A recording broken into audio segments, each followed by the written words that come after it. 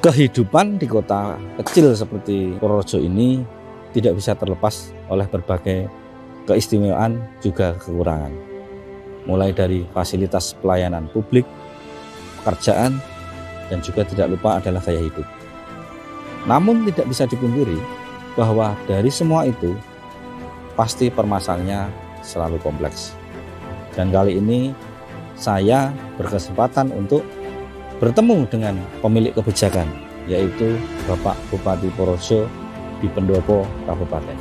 Ikuti saya di Sosok Inspiratif.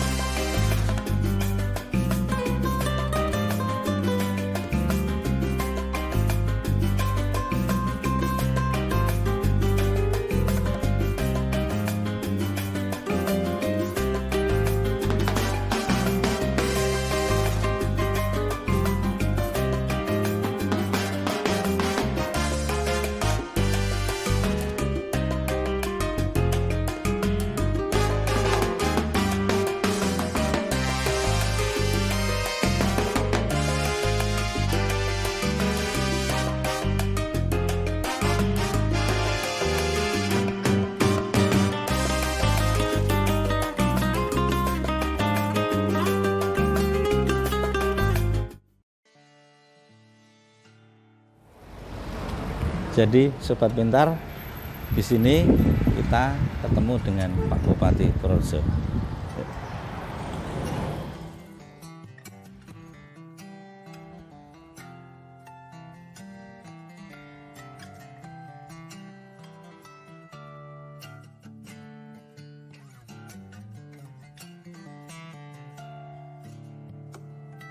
Assalamualaikum warahmatullahi wabarakatuh. Waalaikumsalam. Morgen Sobat Pintar. Kali ini istimewa sekali, Gubuk Pintar Purworejo bisa sowan ke pemiliknya Purworejo. Kali ini saya bisa sowan langsung dengan Pak Bupati Purworejo, Bapak Haji Agus Bastian. Gelarnya terlalu banyak Pak, tidak saya sebutkan, tapi saya yakin masyarakat Purworejo sudah pada tahu. Pak Bupati sehat Pak Bupati? Alhamdulillah sehat. Pertama saya ucapkan terima kasih nih Pak Bupati, kami sudah bisa diberikan waktu untuk ketemu dengan Bapak di antara kesibukannya. Pak Bupati, ini pertanyaan yang pertama yang sangat mendasar. Bapak ini kan pasti sebelum sampai sekarang ini kan melewati masa kecil Pak. Betul. Dulu pernah nggak sih Pak punya cita-cita jadi Bupati? Bisa dijelaskan ke Sobat Pintar dulu masa kecilnya seperti apa, hobinya seperti apa, cita-citanya seperti apa? Iya. Jadi saya terlahir di Kerawang, Jawa Barat, karena saya bapak ibu saya itu dua-duanya sebagai guru. Yang satu guru waktu itu guru aljabar, ilmu ukur, dan bahasa Inggris, dan bapak saya sebagai guru agama. Tentu merantau ke Kerawang, Jawa Barat, dan kemudian lahirlah saya di sana. Dan setelah saya lahir di sana, karena antara kakak saya dengan saya itu selisihnya hanya 1 tahun, maka dengan pertimbangan lain, maka saya diambil oleh simbah saya waktu itu, dibesarkan di Probolinggo, Jawa Timur.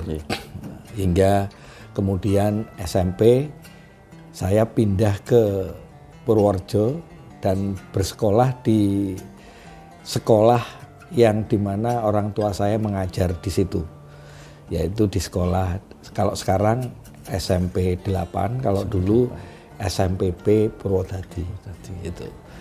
Dan setelah itu saya kemudian pindah lagi ke Bojonegoro. Setelah Bojonegoro saya pindah ke Bojonegoro karena ikut ibu yang membesarkan saya. Ibu ini tante saya, adiknya bapak saya. Jadi Kemudian setelah dari Bojonegoro, kemudian saya lulus SMP karena kelas 3 saya di Bojonegoro. Jadi lulus SMP kemudian masuk SMA di Bojonegoro, dan kemudian tidak berapa lama orang tua angkat saya pindah ke luar daerah ya. Kemudian saya pindah ke Jakarta.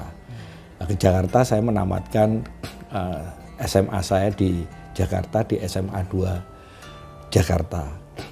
Dan tentunya setelah itu, setelah lulus dari SMA 2 Jakarta, kemudian saya melanjutkan pendidikan di Universitas Islam Indonesia di Yogyakarta hingga selesai.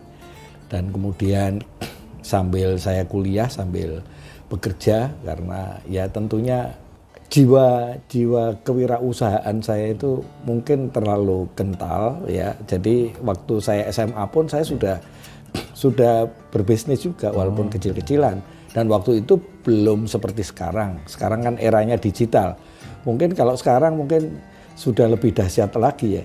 Tapi waktu itu kan belum era digital. Sehingga ya usahanya ya manual aja ya, jual kaset, jual macam-macam. Dan kemudian setelah itu waktu saya kuliah sambil bekerja sebagai cleaning service di salah satu kantor notaris, yaitu notaris Pak Suryanto SH di Jalan Pakuning Kraton Yogyakarta. Selain itu saya juga berbisnis juga, ada bisnis waktu itu, ada bisnis gantungan kunci, kemudian bikin tas, bikin dompet dari kulit, terus bikin sabuk, dan itu bikin gantungan kunci di Malioboro. Jadi di Malioboro itu saya bikin itu yang ada namanya itu, gantungan kunci yang ada namanya itu, Etsa itu. Itu kemudian suatu saat saya dipanggil Pak Sur, notaris yang saya ikuti itu, bahwa Mbok kamu bikin perusahaan gitu. Akhirnya dibuatkanlah akte notaris namanya CV Abadi Multi Service. Nah, sejak itulah saya beralih profesi menjadi pengelola perusahaan cleaning service milik saya sendiri. Gitu. Jadi dan ordernya di mana-mana.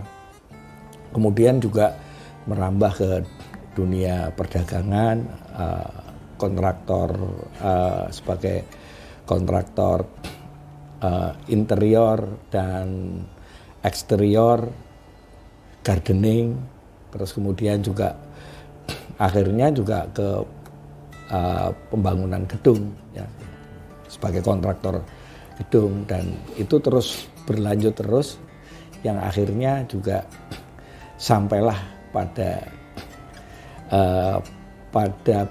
puncaknya ya. Puncaknya kemudian saya ikut organisasi, berbagai macam organisasi, ikut organisasi politik, ikut organisasi bisnis.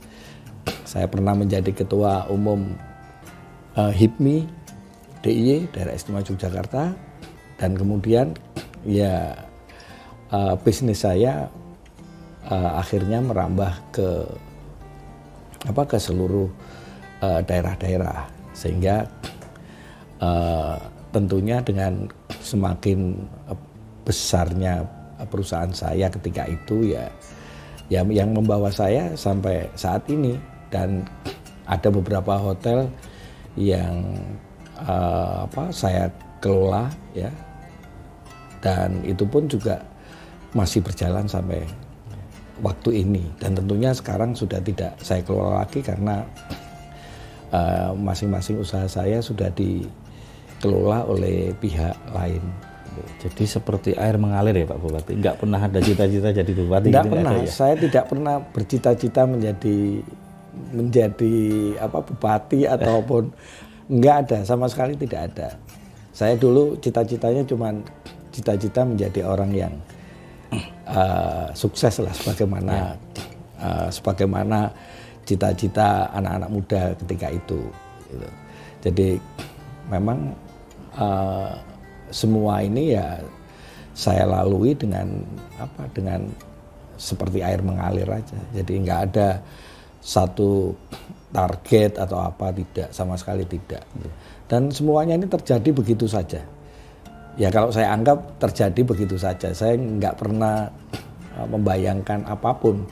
Ya, cuman saya masih mengingat ketika sore hari pukul 4 sore, asar itu di depan rumah saya di Purwodadi, saya bersama ibu saya waktu itu.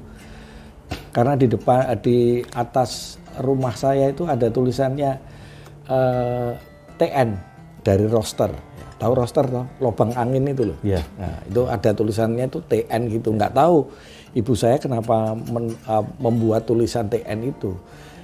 Tapi setelah saya tanya, ya berceritalah ibu saya bahwa saya masih keturunannya Raden Adipati Cokronegoro I, Bupati pertama Purworejo. Begitu bangganya orang tua saya menceritakan tentang keberadaan Eyang Cokronegoro dan berbusa-busa. Artinya bercerita dengan antusias, dan terakhir dia mengatakan pada saya, ya ibu pengen anaknya ibu atau cucunya ibu ada yang melanjutkan perjuangan Eyang Cokronegoro sebagai Bupati Purworejo. Berarti tadi Pak Bupati ngendika gelar kebangsawanan itu otomatis ya Pak ya? Ya itu juga tidak saya minta, tidak saya cari. Tapi ya datang begitu saja. Jadi saya nggak berupaya untuk apa, enggak, sama sekali tidak. Tapi memang jalan cerita itu setelah 200 tahun lebih berlalu, ya. Dan kita semua tidak menyangka bahwa itu akan terjadi gitu. Cuman menurut cerita saudara-saudara yang lain bahwa Eyang Cokronegoro itu ketika menjabat Bupati pertama Purworejo, ketika itu diberi janji oleh Belanda waktu itu akan diberi kekuasaan hingga 7 turunan. Tetapi setelah turunan yang keempat, Indonesia merdeka, sehingga tentunya kemudian kembali ke pemerintahan yang tentunya sesuai dengan undang-undang, sehingga waktu itu ya sudah berhenti pada Eyang Cokronegoro keempat, jadi 1 sampai 4. Kemudian setelah 200 tahun kemudian muncullah saya. Jadi saya ini yang mungkin saya juga tidak ngerti, mungkin juga yang kelima. Jadi kalau saya muncul berarti masih ada 2 lagi. Ya, gitu. Berarti omongannya Belanda bertuah ya Pak Bupati ya? Mungkin ya. Kan sebetulnya kan kehidupan itu kan seperti roda ya, akan berulang gitu loh. Jadi saya percaya itulah. Tetapi bukan berarti itu kan cuma sekadar cerita aja. Anggap saja itu cerita. Tadi ada yang kelewatan Pak Bupati. Hobi Pak Bupati apa? Jadi kan Pak Bupati ini terlihat usia berapa sih Pak Bupati? Saya usianya udah tua. Saya tuh se-Kabupaten Purworejo, bukan se-kabupaten, se-Pemda ya. Satu pemerintah ya. ASN. Saya yang paling tua. Artinya kenapa saya nyun breso usia? Karena Pak Bupati ini kan terlihat muda Pak. Berbeda dengan saya bermutu Pak, bermuka tua Pak. Walaupun usia pasti lebih muda saya Pak Bupati. Hobi itu yang membuat karena kebetulan saya ngajar psikologi Pak Bupati. Hobi itu membuat stres yang itu hilang lah. Kita gitu ingin tahu nih rahasianya Pak Bupati, hobinya apa nih? Iya. Saya tuh usia saya nanti 4 Agustus besok itu 64 tahun. Jadi saya tertua lah pokoknya kalau di lingkungan Pemda ini. Dan hobi saya traveling, terus kemudian pecinta alam, ya suka naik gunung, terus naik motor, sepedaan, main bola, ya, main bola, terus main pingpong. Hobinya borongan ya Pak Bupati ya? Jadi saya nggak punya hobi khusus, yang itu nggak punya hobi khusus saya. Ya. Sobat Pintar, ini yang bisa membuat motivasi bahwa beliau, Pak Bupati ini pernah menjadi seorang cleaning service. Artinya belajar. dari cleaning service kemudian menjadi memiliki usaha sendiri, berkembang-kembang. Nah, sobat pintar semuanya yang saat ini masih menjadi seorang cleaning service, jangan pernah patah semangat, karena contohnya adalah beliau sudah terbukti, bukan cuma janji tapi sudah terbukti, Pak Bupati. Pak Bupati, ini agak ke pemerintahan nih Pak Bupati.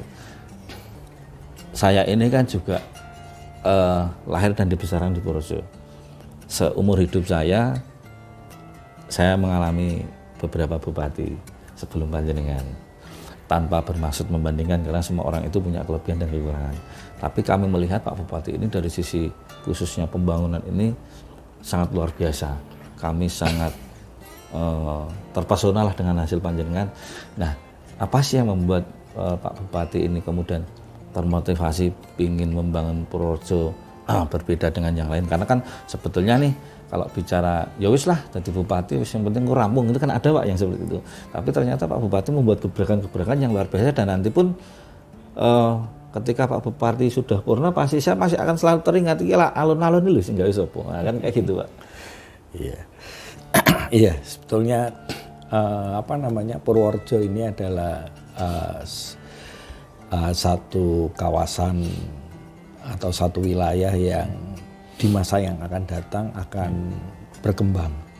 Dan saya yakin itu dengan hadirnya 3 proyek nasional yang sekarang sudah sedang berjalan, yaitu pertama Bandara Yogyakarta Internasional, terus kemudian Badan Otorita Borobudur, ya, sebuah kawasan wisata yang dikembangkan dari Borobudur yang masuk ke wilayah Kabupaten Purworejo, di mana itu ada 2 kecamatan yang kita serahkan kepada BOB untuk dikembangkan. Ini juga membawa dampak yang sangat luar biasa ke depan. Kemudian juga Waduk Bener yang merupakan juga proyek strategis nasional, yang mana Waduk Bener ini nantinya mampu mengaliri seluruh sawah di Kabupaten Purworejo yang konon atau notabene sebagai petani, ya, sebagai petani. Dan tentunya juga merupakan air baku juga. Air baku yang juga selain untuk Purworejo juga untuk wilayah yang lain, termasuk Kulon Progo atau daerah istimewa Yogyakarta nantinya. Dan ini sangat luar biasa, dan Waduk Bener ini nantinya juga tidak cuma untuk kegunaannya tidak untuk mensuplai air saja, tetapi di sana juga bisa untuk daerah wisata air, destinasi wisata air. Nah, mudah-mudahan 3 proyek besar nasional ini mampu mengangkat Purworejo yang semula Purworejo ini kan kota pensiunan. Nah, saya ingin merubah sebagai kota pensiunan itu menjadi kota yang dinamis, ya. Nah, untuk itu memang perlu merubah seluruh wajah kota, semua sudut harus dirubah, sehingga kita berharap bahwa para wisatawan akan mampir ke Purworejo, karena jarak dari bandara ke Purworejo itu jauh lebih dekat dengan bandara ke kota Yogyakarta. Jadi saya berharap Purworejo ini bisa ikut dengan Jogja. Nah, untuk itu maka Purworejo ini perlu berubah tidak sebagai kota yang tidak menarik. Nah, untuk itu saya memang merubah beberapa sudut kota dengan taman, dan ada 2 alun-alun kita, alun-alun terbesar, konon alun-alun terbesar di Jawa Tengah ya Pak? Di Jawa, ya, di Jawa. Untuk menjadi alun-alun yang tematik, ya. Ini depan ini namanya alun-alun tematik. Kenapa tematik? Karena memang kalau ada yang datang tahun ini, mungkin tahun depan sudah berubah lagi. Ya, suguhannya berubah, ya. Di situ ada apa? Nanti bisa swafoto di situ. Terus ada berbagai macam permainan yang terus kita perbaharui. gitu. Supaya apa? Supaya mereka kalau datang ke alun-alun itu, ya alun-alun tidak seperti yang dulu, sudah selalu berubah gitu.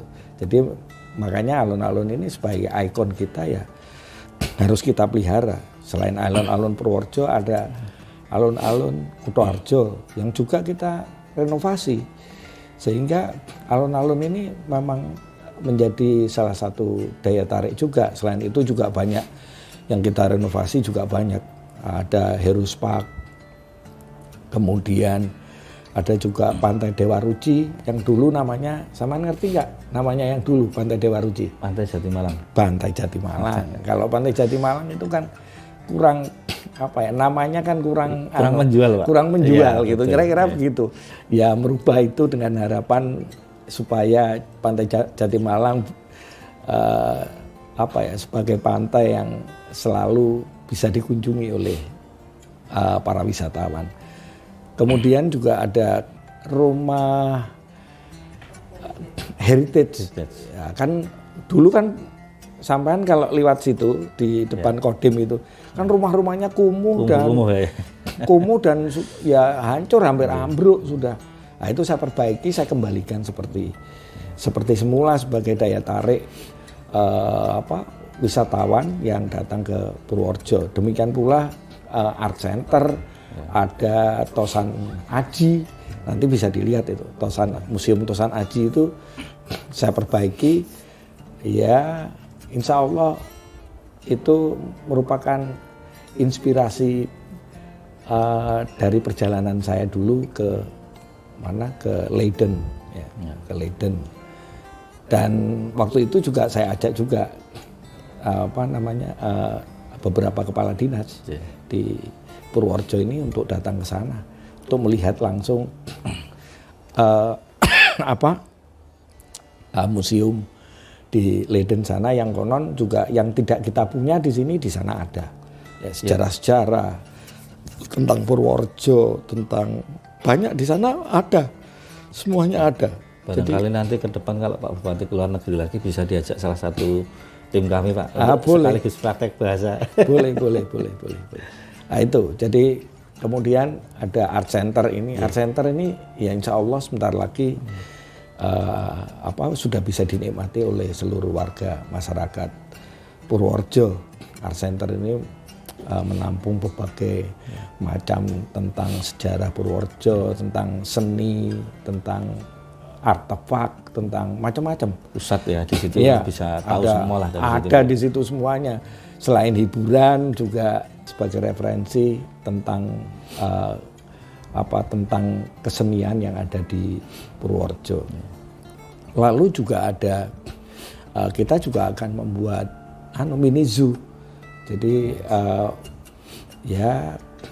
kebun binatang kecil lah di daerah mana itu, daerah Geger Menjangan itu ya, Pak. Geger Menjangan itu. Ya ini juga untuk melengkapi keberadaan Kabupaten Purworejo sehingga orang kalau datang ke Purworejo ini banyak yang ada destinasinya, ada destinasinya, sehingga ya Purworejo kan tidak terkenal hanya destinasi wisata alam saja, tetapi juga wisata tentang pendidikan, wisata religi, ya wisata religi di sini banyak sekali, ya ada makam Eyang Cokronegoro, ada Imam Puro, Mbah Imam Puro, ada Nyi Bagelen, petilasan Nyi Bagelen, Sunan Geseng mungkin, ya terus ada juga petilasan yang ditemukan prasasti Arahiwang. Ya. Cuman itu insya Allah masih bisa dikejar, tapi kalau tidak ya biar kepala daerah atau bupati yang akan datang yang akan melanjutkan. Memang banyak sekali yang kita coba untuk kita perbaiki lah, seperti Pasar Balitono, siap ya? Pasar Balitono kan kebakar lama nggak bisa dibangun itu. Kemudian saya bangun dan orang nggak percaya bahwa saya bisa membangun Pasar Balitono itu yang begitu rumitnya, dan semua ini tidak lepas dari memang ada yang pro kontra dan lain sebagainya, itu kan hal yang menurut saya biasa dan wajar. Pokoknya the show must go on lah ya Pak Bupati ya. Saya kira gitu. Jadi seperti yang tadi disampaikan, saya datang ke Purworejo ini saya nggak mau kehilangan momen. Ya, semua waktu saya peruntukkan untuk Purworejo. Jadi kalau saya kemudian di sini cuman duduk-duduk puas dengan apa yang sudah saya kerjakan, ya saya nggak usah ke sini. Saya tuh datang ke Purworejo meninggalkan banyak hal ya. Dari pekerjaan, terus kemudian dari hobi, bukan hobi, kesukaan ya kan, ya saya kan sudah nggak bisa lagi seperti dulu, bisa main-main kemana dan lain sebagainya. Sekarang saya lebih fokus ke pekerjaan saya, bagaimana saya bisa mengembangkan Purworejo ini menjadi kabupaten yang betul-betul layak untuk dikunjungi oleh para wisatawan. Saya yakin Purworejo ini ke depan akan menjadi daerah tujuan wisata dan kota perdagangan. Karena saya membagi Purworejo ini menjadi 3 bagian. Yang pertama itu di sisi utara, itu kawasan agrowisata dan religi ya. Di sana ada pondok pesantren segala macam ada di sana. Terus kemudian di kawasan di tengah ini adalah kawasan heritage. Makanya kita betul-betul kita rawat rumah-rumah peninggalan masa lalu, seperti juga halnya pendopo kabupaten yang usianya sudah 200 tahun lebih ini. Dan juga ada beberapa seperti ada di depan itu ada Paseban ya, ada 2 yang di depan itu ada 2 bangunan tuh Paseban. Itu juga saya kembalikan lagi seperti dulu. Gitu loh. Jadi orang kalau dulu mau ketemu bupati itu nunggunya dari Paseban, dan dari Paseban ke pendopo ini katanya, saya juga belum tahu juga, katanya jalan jongkok gitu untuk masuk Zaman kerajaan ya. Zaman kerajaan. Jadi ya itulah Purworejo yang meninggalkan kisah-kisah masa lalu yang sangat luar biasa. Seperti kantor saya itu kan namanya otonom di masa zaman Belanda dulu. Itu juga terus kita rawat, kita perbaiki sesuai dengan aslinya gitu. Jadi memang kita mencoba kawasan alun-alun itu menjadi salah satu destinasi kawasan wisata, termasuk bedug terbesar di dunia. Nah, itu juga menjadi salah satu destinasi juga. Terus kemudian ada gereja, itu gereja kan pada nggak tahu ceritanya itu. Wah, kalau saya ceritakan ini podcastnya bisa sampai sore ini. Ya. Jadi itu, terus kemudian ada Kodim, itu juga itu bangunan lama itu. Purworejo ini adalah kota yang tertata. Kota yang coba dibandingkan dengan kota-kota lain. Ini yang penataan kota Purworejo ini ketika waktu zaman Belanda dulu. Sama atu beringin, Pak ya. Beringin, tahu beringin, ini pohon beringin. Orang kan nggak tahu pohon beringin itu asalnya. Itu pohon beringin itu yang menanam dulu konon katanya yang saya dengar itu yang menanam Ratu Wilhelmina. Gitu loh. Karena Purworejo ini adalah salah satu kota sebagai kota untuk mengevakuasi Ratu Wilhelmina ketika Perang Dunia Kedua meletus. Jadi makanya di sini lengkap sekali. Seperti kereta api itu stasiunnya ada di sini, padahal tidak ada terusannya ke sana. Cuma dari sini baru gabung ke sana. Tapi kereta api itu disediakan sebagai fasilitas kendaraan waktu itu ya. Putih Londo Ireng ini. Iya, itu. Jadi ini di sini Purworejo ini sangat tertata. Coba lihat dari atas ya, itu sudah penataan kotanya cukup bagus. Oke, Sobat Pintar, satu lagi ilmu yang diambil dari ngendikane Pak Bupati. kesempatan itu bisa datang berkali-kali, tapi momentum belum tentu datang lagi. Betul. Pak Bupati, Pak Bupati ini kan kalau menurut kami sangat visioner. Tadi Pak Bupati lupa ngendiko. Sekarang kan sedang bangun hotel nih Pak Bupati. Iya. Selama ini kan saya sedikit tahu lah bahwa di Purworejo ini kan hotel-hotel memang ya kalau untuk tamu-tamu asing, pejabat itu kan mungkin kurang layak lah. Pak Bupati membangun hotel bintang 4 nih kalau nggak salah. Iya. Bintang 4 tentu dengan anggaran yang luar biasa lah. Di saat orang lain mungkin bergibah lagi manfaatnya apa? Tapi saya tahu Pak Bupati ini pasti sudah ke depan. Nah ini yang membuat Pak Bupati yakin kemudian Purworejo itu mempunyai nilai jual itu apa Pak Bupati? Iya, saya meyakini itu kenapa hotel itu dibuat. Saya ini udah 2 periode. Iya. Di periode yang pertama saya cari-cari investor hotel, belum nemu juga. Gitu loh. Padahal hotel ini sangat penting sekali keberadaannya di Purworejo. Karena apa? Ya boleh ditanya lah orang-orang itu. Ya, orang-orang itu kalau datang ke Purworejo itu mesti nginepnya kalau nggak di Jogja ya di Magelang. Jadi lama tinggal di Purworejo ini sangat sedikit sekali, sehingga apa? Sehingga produk-produk yang ada di Purworejo ini belum sampai tersentuh oleh para wisatawan ini. Dan saya berharap dengan hadirnya hotel, walaupun itu bukan hotel bintang 5, ya saya kira hotel itu sangat penting. Ya. Karena apa? Karena setiap ada kunjungan ke sini atau ada pertemuan di Purworejo, itu cari tempat juga susah. Jadi kenapa convention hall itu dibuat? Itu karena menjawab itu. Tapi setelah convention hall itu jadi, lah jawaban berikutnya le turu ning ndi gitu loh. Ya kalau tidur di tempat-tempat yang lain, ya apa ya? Ya kita menyesuaikan dengan eranya lah ya. Era sekarang ini kan sudah hotel walaupun hotel budget tapi hotelnya bagus gitu loh. Jadi saya buat hotel yang baru ini dengan harapan ya menjawab tantangan kita ke depan. Karena Purworejo ini kan makin, misalnya ada surveyor yang akan datang ke Purworejo, paling tidak untuk memerlukan waktu 1, 2, 3 hari kan bisa nginep di Purworejo sehingga tidak bolak-balik dan lain sebagainya.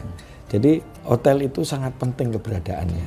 Tidak cuma memang kalau mungkin kalau dibuat feasibility study ya mungkin ya mungkin kurang tidak mungkin kurang layak juga, artinya kurang layak.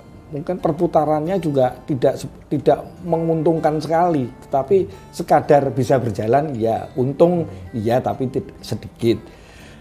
Nah itu tugas pemerintah daerah adalah untuk memberikan fasilitas kepada masyarakat termasuk wisatawan agar mereka bisa berlama-lama di Kabupaten Purworejo ini, bisa menikmati keindahan Purworejo, alam Purworejo. Untuk apa sekarang kita melibatkan masyarakat membangun destinasi wisata di mana-mana, sementara waktu tidak ada tempat tinggal di sini, tidak ada hunian yang layak misalnya. Lah bagaimana dia bisa mengunjungi semua destinasi kita gitu. Tapi kalau ada tempat yang layak atau hotel yang layak, saya kira mereka bisa berlama-lama di sini. Walaupun juga kita sedang mengupayakan misalnya membuat desa wisata misalnya ya, desa wisata yang bisa tinggal di situ, berbaur dengan warga masyarakat dan lain sebagainya. Ya, tapi kan tidak semua tamu bisa begitu. Tempatnya juga jauh, tidak bisa dijangkau dengan bis besar ya. Misalnya di Kaligesing, itu kan juga alurnya susah ya Pak. Kan juga kalau bis besar nggak bisa masuk ke sana. Jadi ya itu menjawab semua tantangan yang mungkin sekarang orang tidak akan menyangka bahwa nanti 5-10 tahun yang akan datang Purworejo akan semakin bertambah maju. Dua pertanyaan saya jadikan satu nih Pak. Mungkin bukan harus jawaban tapi lebih ke arah permintaan Bapak ke masyarakat. Jadi kan di Purworejo ini kan sudah lama lah sering terjadi banjir Pak Bupati. Itu alam, tidak bisa disiasati. Kemudian angka kemiskinan di Purworejo. Di pikiran kami itu yang jelas ketika banjir itu kan bukan sepenuhnya menjadi tanggung jawab pemerintah, tapi juga masyarakat, misalnya jangan buang sampah sembarangan. Kemudian angka kemiskinan, rata-rata orang itu kalau dibilang kamu miskin ya, pasti nggak mau Pak Bupati. Tapi giliran ada bantuan pasti mereka minta. Ini mungkin Pak Bupati bisa ngendiko bagaimana sih untuk ke depan lebih baik terkait itu. Iya, ya saya berharap sih kepada seluruh warga masyarakat Purworejo untuk terus bersama-sama pemerintah daerah membangun Kabupaten Purworejo ini agar Kabupaten Purworejo ini lebih layak dan jauh dari kemiskinan ya. Kalau kemiskinan itu saya kira itu adalah PR yang paling sulit karena tidak saja cuma bergantung kepada Purworejo sendiri, tetapi itu kan juga bisa nasional ya. Contohnya COVID-19. COVID-19 ini tidak cuma Indonesia, tidak cuma Purworejo, Indonesia dan dunia gitu. Hampir semuanya merasakan imbasnya. Dan kemiskinan yang tadinya sudah jadi baik dengan bantuan sosial dan lain sebagainya, ada BLT segala macam, itu sudah mulai sedikit ya. Tapi begitu kena COVID ini ya sudah, yang tadinya sudah tidak masuk kemiskinan lagi akhirnya menjadi miskin. Kemudian soal banjir ini saya kira karena juga kontur Purworejo ini kan juga ada yang di bawah. Yang banjir-banjir itu konturnya memang di bawah. Kaitannya dengan aliran sungai. Dan ya memang harus ada upaya-upaya kita juga untuk menormalisasi sungai dan lain sebagainya. Dan Purworejo ini kan memang salah satu kalau nggak salah urutan ke 115 dari seluruh Indonesia yang rentan terhadap bencana alam baik banjir maupun tanah longsor. Dan di sini satu hal yang bukan biasa tetapi satu hal yang memang tidak bisa dipungkiri lagi. Waktu Jelok itu saya pertama kali jadi bupati, itu kan yang meninggal cukup banyak itu. Jadi saya pertama kali jadi bupati itu diberi suguhan bagaimana mengatasi bencana alam itu. Dan itu memang di luar perkiraan kita, dan mengatasi itu memang perlu kebersamaan. Tidak, itu bukan seperti yang dikatakan Mas tadi bahwa tidak cuma tanggung jawab kita aja, tapi tanggung jawab kita bersama. Kalau tanah itu misalnya tanah itu rentan longsor, ya sudah jangan tinggal di situ lagi, pindah ke tempat lain. Tetapi mereka juga tidak mau kalau kita relokasi, padahal di relokasi itu tanahnya disediakan gratis, dibikinkan rumah dan lain sebagainya. Tapi mereka juga nggak mau, dia kembali lagi ke tanah warisannya karena itu dia bilang dia pernah lahir di situ, masa kecil di situ. Ya saya nggak bisa ngomong lagi. Padahal itu sekarang zamannya kan sudah bukan ganti rugi ya Pak, ganti untung ya Pak. Ganti untung. Jadi itulah. Jadi memang perlu juga bersama-sama dengan kita untuk mengatasi semuanya ini, termasuk banjir. Banjir ini ya wilayah kita kan memang sering sekali banjir ya. Sungainya juga makin lama juga makin dangkal ya. Dan penyelesaian ini juga ternyata juga tidak mudah juga karena kewenangannya juga berbagai. Jadi kewenangan pemerintah daerah itu tidak sampai wilayah sungai gitu loh. Wilayah sungai itu kewenangannya BPWS ya. Jadi kita cuman ya sampai penanganan yang sifatnya bantuan misalnya untuk mengungsikan dan lain sebagainya, memberikan bantuan makanan, bantuan pakaian, selimut segala macam itu memang ya dari kita. Tetapi untuk mengatasi itu memang butuh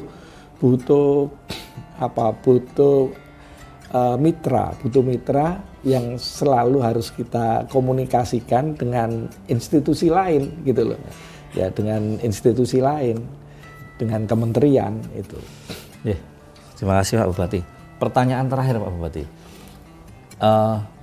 Di samping saya ingin mengucapkan terima kasih atas nama masyarakat Purworejo yang sudah Pak Bupati membangun secara luar biasa. Ini kan sebentar lagi kan kami akan kehilangan Bapak nih terkait masa jabatan. Nah, nanti setelah Bapak purna jadi Bupati, apakah masih kerso untuk ngurui bangun Purworejo Pak Bupati? Karena kan Pak Bupati juga kalau nggak salah dalamnya juga di Ngombol ya Pak Bupati ya? Di Wasiat. Oh Wasiat, gila itu. Desa Wasiat Ngombol, Kecamatan Ngombol. Ya, saya kira tidak ada kata pensiun bagi saya. Saya itu pensiun kalau sudah dikubur itu baru pensiun. Tapi sepanjang saya masih bisa menghirup udara segar, insya Allah saya tidak saya terus akan berjuang untuk Purworejo. Ya, sebagaimana yang diwasiatkan oleh orang tua saya bahwa keluarga saya harus bermanfaat. Artinya ada di antara keluarga saya dan antara saudara-saudara saya yang bermanfaat untuk Purworejo. Nah, untuk itu saya sudah mendharma baktikan diri dan sudah mengikhlaskan dan sudah sudah memberikan semua waktu saya untuk Purworejo. Jadi ke depan saya kira kewajiban kita adalah tetap perhatian terhadap Kabupaten Purworejo, sehingga paling tidak sampai dengan akhir masa hayat saya ini bisa menghantarkan Purworejo pada Purworejo masa-masa emas. Itu yang kita inginkan seperti itu, mudah-mudahan aja. Amin, amin, amin. Dan tentunya berbagai macam upaya akan kita lakukan untuk membantu Purworejo. Sekali lagi terima kasih Pak Bupati, sehat selalu dan mudah-mudahan sekalipun Bapak sudah tidak menjadi Bupati nanti, karirnya tetap langgeng Pak di tempat yang lain. Amin, amin. Sobat Pintar, demikian obrolan kita pagi ini dengan Bapak Bupati Purworejo. Seperti apa yang dingendikan beliau bahwa orang itu adalah sebaik-baiknya orang adalah yang bermanfaat untuk orang lain dan jangan pernah menyerah dengan keadaan. Sekian, sampai ketemu di sosok inspiratif berikutnya. Sampai jumpa. Assalamualaikum warahmatullahi wabarakatuh. Adios. Sobat Pintar, itu tadi obrolan saya dengan Pak Bupati Purworejo